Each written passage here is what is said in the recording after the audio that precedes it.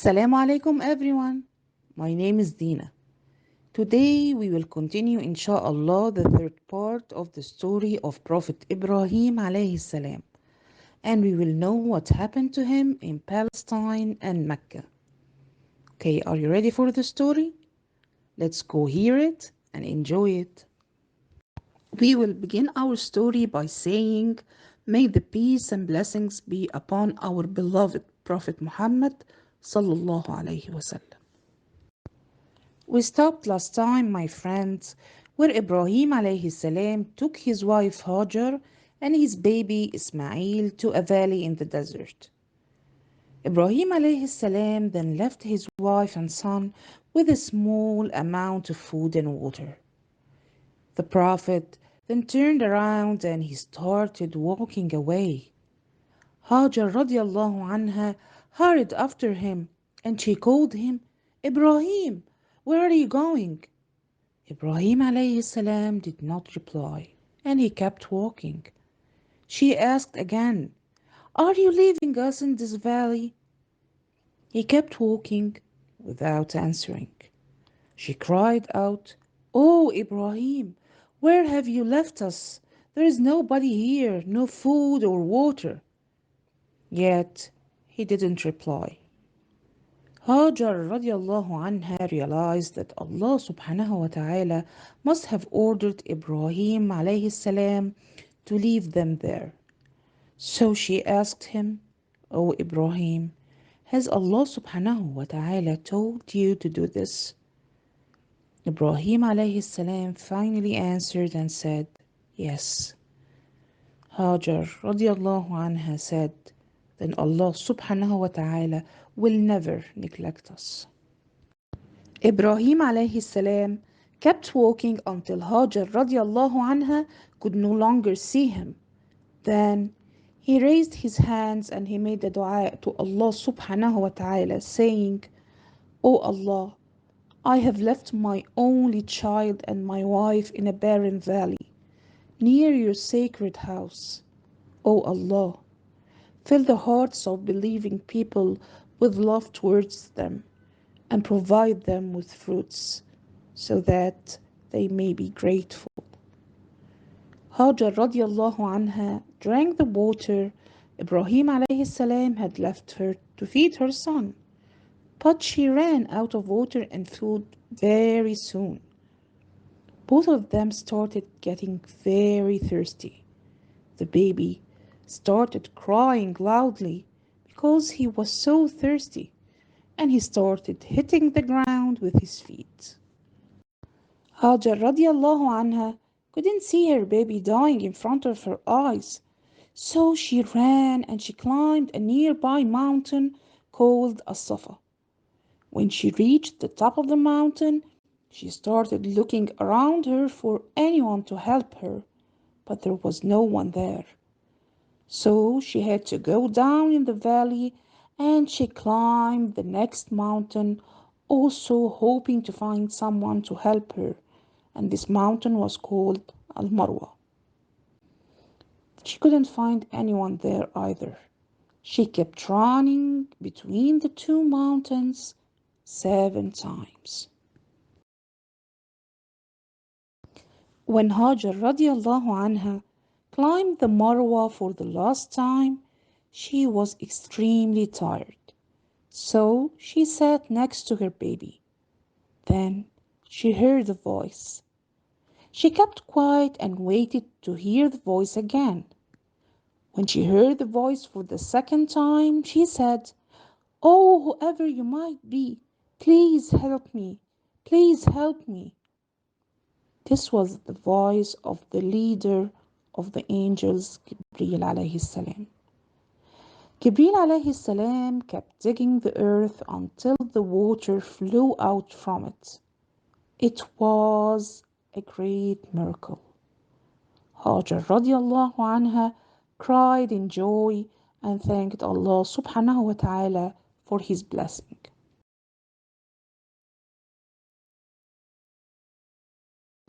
Hajar radiallahu anha created a basin-like structure with her hands.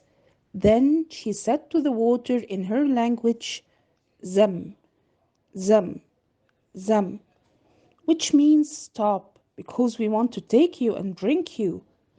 Till this day, we have this water as a blessing in Mecca al-Mukarramah, and it's called Zamzam.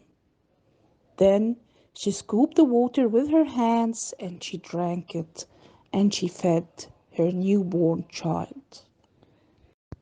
After a few days, some people were traveling through Mecca. They saw the birds flying around the Marwa mountain, and birds in the desert means there is water nearby. So they started walking beside Al Marwa mountain. When they arrived, they were surprised to see a woman with a baby sitting near the water. So they asked her, "Shall we stay here and use the water, please?" Hajar radiallahu anha said yes, and they drank water from Zamzam.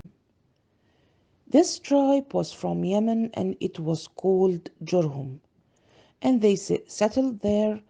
Like that, many others came to settle in this place, and a civilization started at the place. Hajar radiallahu anha and her child were not alone anymore, and Ismail alayhi salam grew up among those people.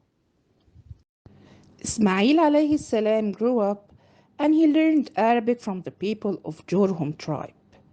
He was a good boy, and his virtues and qualities made the people admire him. He was always thinking about his father, and he knew that his father will return one day. When Ibrahim alayhi salam returned after several years and saw Ismail alayhi salam, he was extremely happy to see his son. Ismail alayhi salam was growing and becoming stronger until he grew to be a young adult and he started helping his father. One day, Allah subhanahu wa ta'ala decided to test Ibrahim alayhi salam. The Prophet saw a dream in which he was killing his son as a sacrifice to Allah subhanahu wa ta'ala. Ibrahim alayhi salam knew it was an order from Allah subhanahu wa ta'ala, as the dreams of the prophets are true and they are revelations from Allah subhanahu wa ta'ala.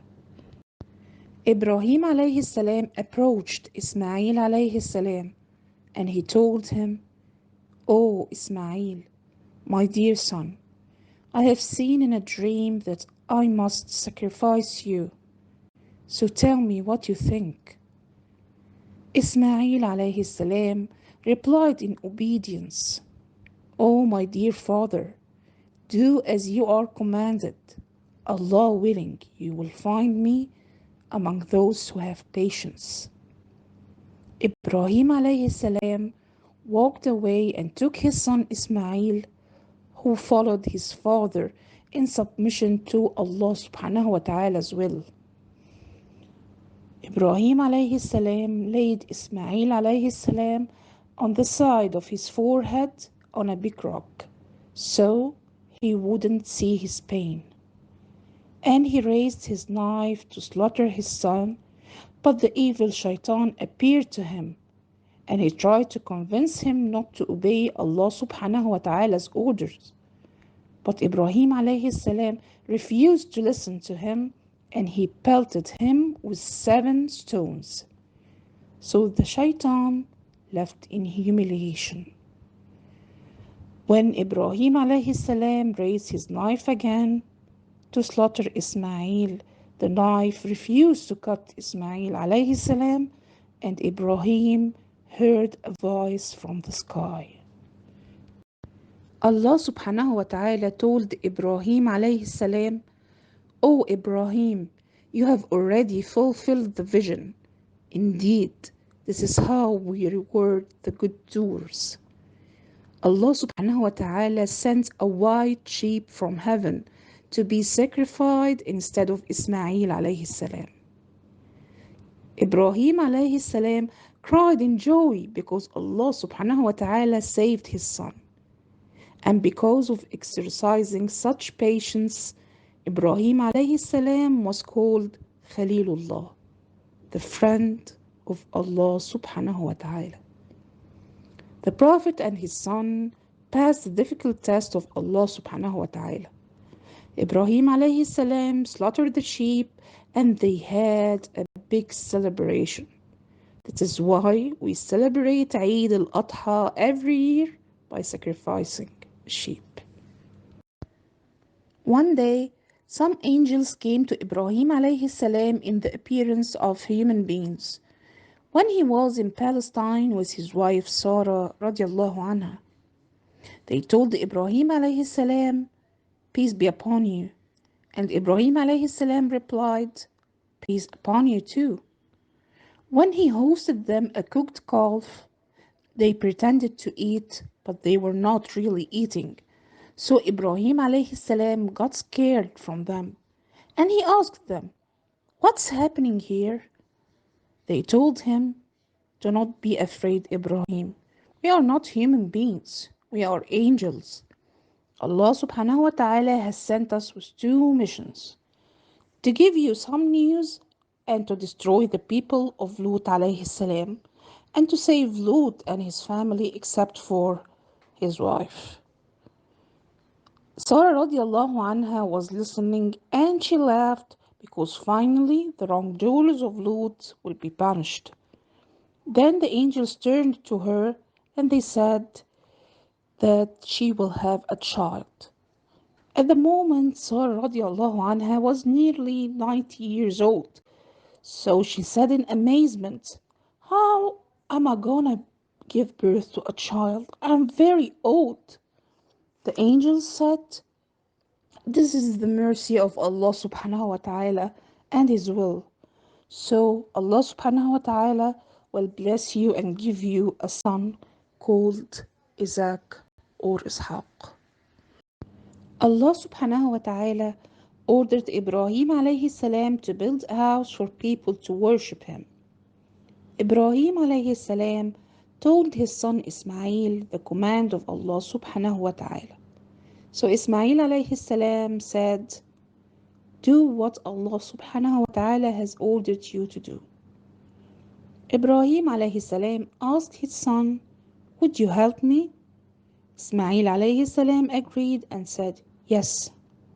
And they started to build the honored Kaaba.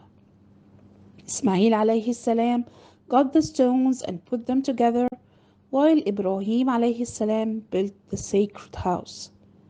When the Kaaba became too high for Ibrahim alayhi salam to reach, Ismail got him a rock to work on it. Ibrahim alayhi salam used to stand on the rock barefooted for a long time until his feet went deep into the rock and it left a trace. And this is what is called now Maqam Ibrahim in Makkah al-Mukarramah. When Ibrahim alayhi salam completed the foundations of the Kaaba, he asked his son Ismail to find a rock which is different from all the rocks and stones used for building the Kaaba, so people can distinguish the beginning of the Kaaba. Ismail alayhi salam was so tired from working during the day and night, so he told his father, "Oh father, I feel a bit tired." Ibrahim alayhi salam insisted and he told him to get up and get the rock. So Ismail alayhi salam went to search for the rock. While Ismail alayhi salam was gone, Jibril alayhi salam descended and he brought Ibrahim alayhi salam a white rock from heaven. That's the rock that we call today the Black Rock or Al-Hajar Al-Aswad in Mecca Al-Mukarramah. Prophet Muhammad sallallahu alayhi wasallam said that this rock was white, but it became black from the sins committed by the people on earth. When Ismail alayhi salam returned and he saw the rock, he asked his father where it had come from. Ibrahim alayhi salam replied, "It came from the one who never gets tired. And they finally completed the Kaaba and they prayed to Allah subhanahu wa ta'ala to accept their work. Allah subhanahu wa ta'ala ordered Ibrahim alayhi salam to call people to come and visit the honored Kaaba. And he told him, "Your job is to make the call, and my job is to convey the sound of your voice to the people on earth." Since that day, the people are performing pilgrimage or Hajj to the house of Allah subhanahu wa ta'ala. This was the story of the Imam and leader, the Khalil, the friend of Allah subhanahu wa ta'ala. All the prophets that came afterwards were the descendants of Ibrahim alayhi salam, the father of all prophets.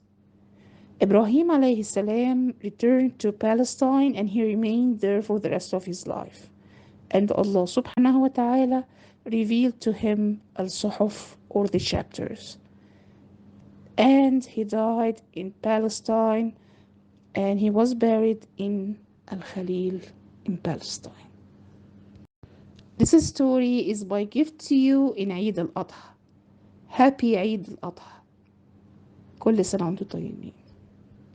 الله أكبر الله أكبر الله أكبر لا إله إلا الله الله أكبر الله أكبر ولله